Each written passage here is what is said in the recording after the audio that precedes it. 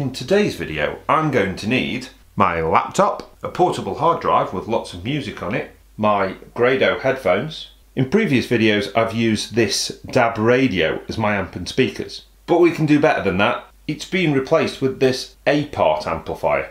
In fact, let's have 3 of those. Let's have a Sonos Connect, or 3, a Yamaha WXAD10 Music Cast, a Project Pre-Box S2 Digital, a JBL Link 20, a Google Chromecast Audio, some speakers, a PDU to power it all up with, a whole lot of audio connections, and a box full of mains cables. And the final ingredient, a hearty lunch.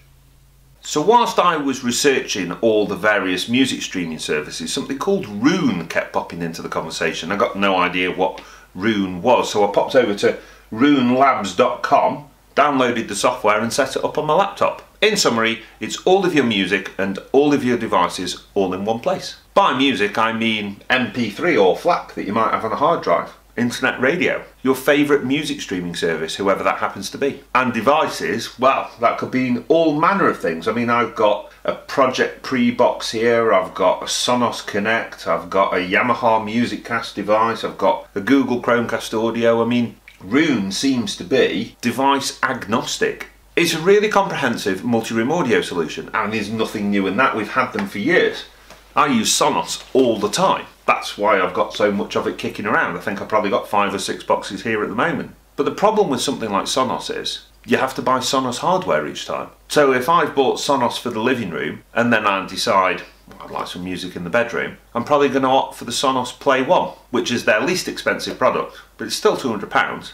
And there's nothing wrong with Sonos product at all. It's very well constructed, it doesn't go wrong very often, it sounds great. The truth is, Sonos is probably good for 90% of occasions, and the Yamaha Multicast for that matter, that probably does the trick as well. But what happens if you end up with somebody who's like me, a little bit fussy, who in the main living room at least would like something that was a bit more. By more I mean something that'll do high res, for example, DSD, or even MQA as it is with Tidal. Well, if you were relying on using and controlling it with Sonos, you'd be stuck.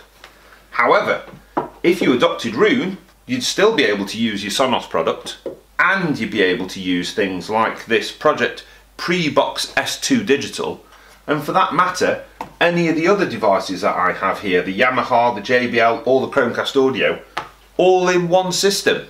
The beauty of something like Sonos or Yamaha's Multicast for that matter is they are standalone solutions, so you don't need any other accompanying hardware on the network.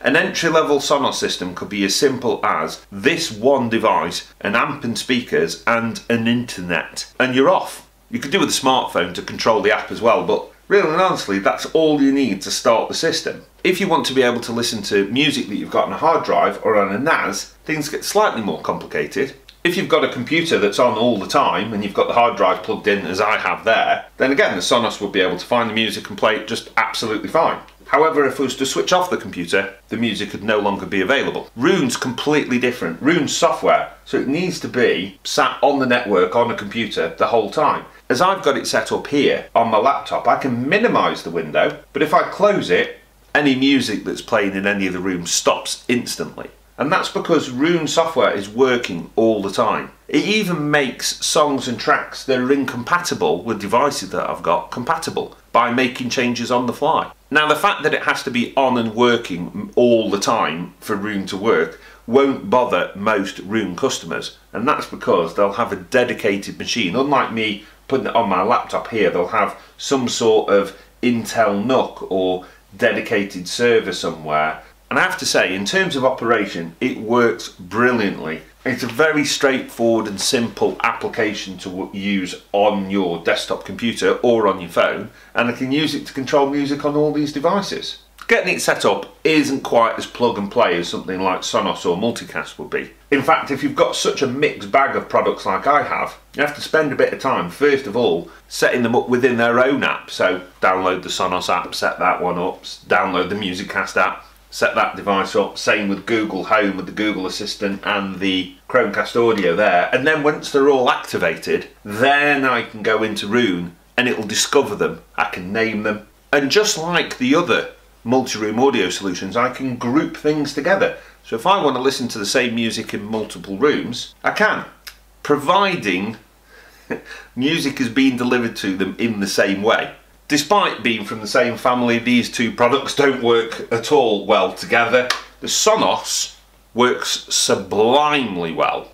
I've no idea about the Yamaha, or more specifically AirPlay products, which is how Roon is communicating with that, because I've only got one AirPlay product which I've borrowed from a friend.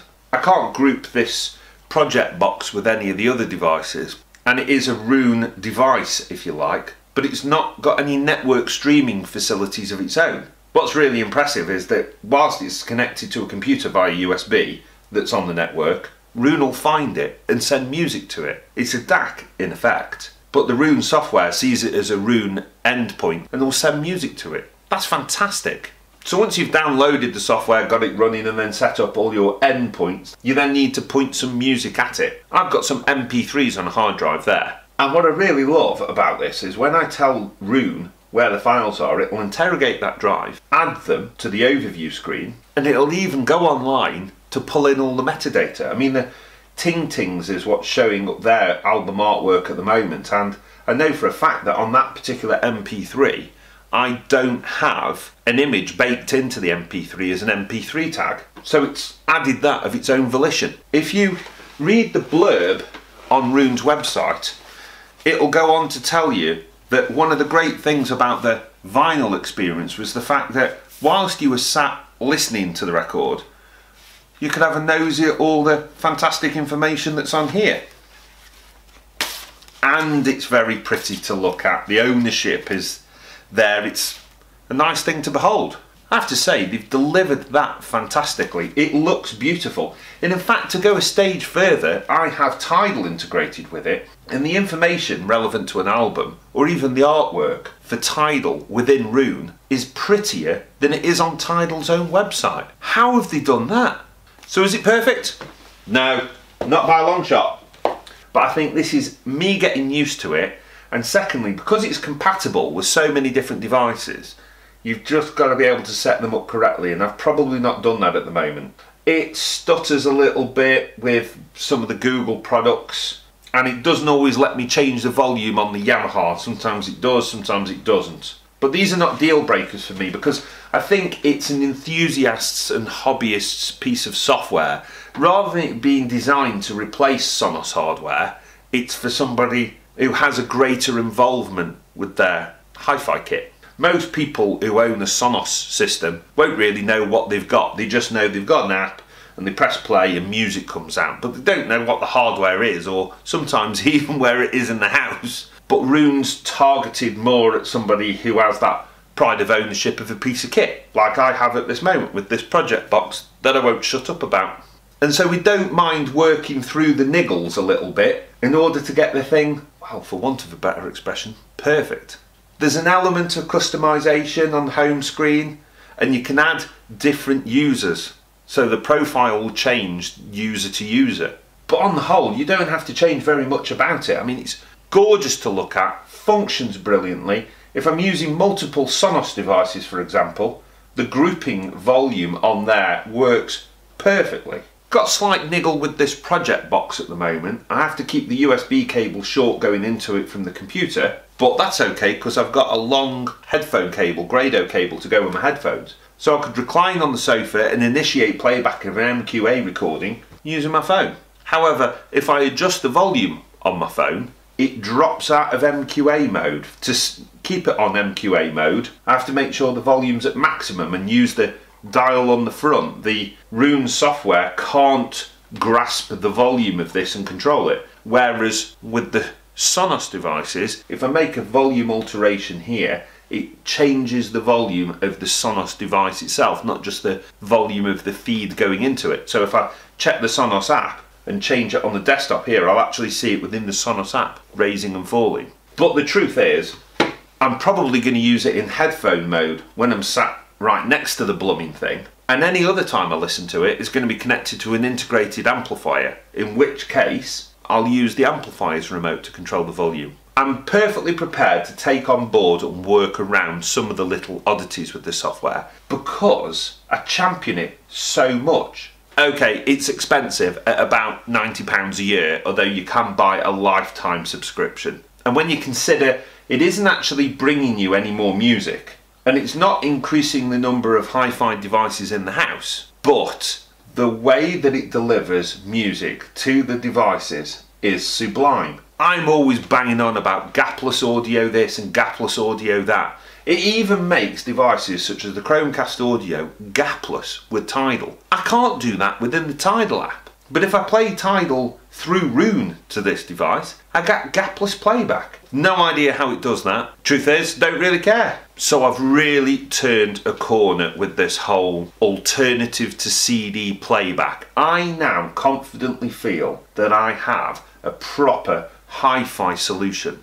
Roon's really delivering for me. Yes, it's expensive. Somebody commented on one of my YouTube videos a little while ago that audiophiles will be up in arms about the fact that I'm incorporating Bluetooth speakers with high-end hi-fi. And that's really where hi-fi and hi-fi people need to evolve a little bit. There's no such thing as off-limits living rooms anymore. We don't have sitting rooms that the kids don't go in, and we don't have dad's hi-fi that you can't go anywhere near. So technology needs to be easy to use, reliable, accessible to everyone, and then for the picky few like myself, deliver in spades great quality. And combined with the right hardware, Roon delivers. It really does. So in the next Roon related video, I would hope to have a dedicated server up and running and showing you on whatever impressive hi-fi I can lay my hands on at the time.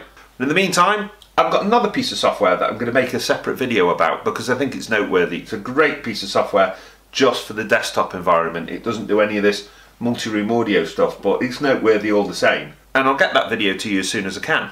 But in the meantime, thanks ever so much for watching. Bye.